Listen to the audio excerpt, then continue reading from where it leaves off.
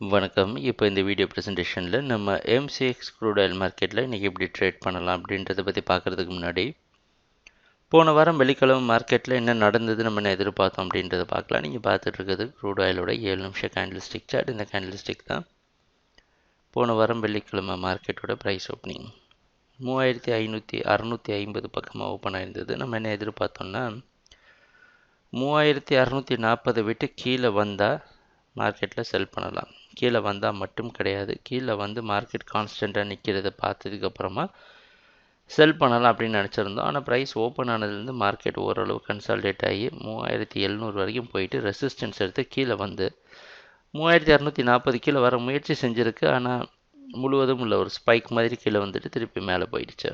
அதால் கீழே நிற்க முடியல.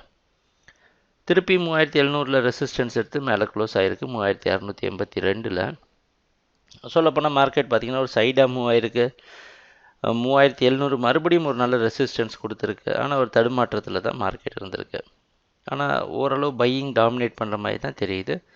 ஆனால் இன்றைக்கி மார்க்கெட்டோட ஓப்பனிங் மறுபடியும் 3660 பக்கமாக ஓப்பன் ஆகிறதுக்கு வாய்ப்பு இருக்கிற மாதிரி வெளிநாட்டில் இருக்கிற நைமேக்ஸ் மார்க்கெட் வச்சு பார்க்குறப்ப தெரியுது.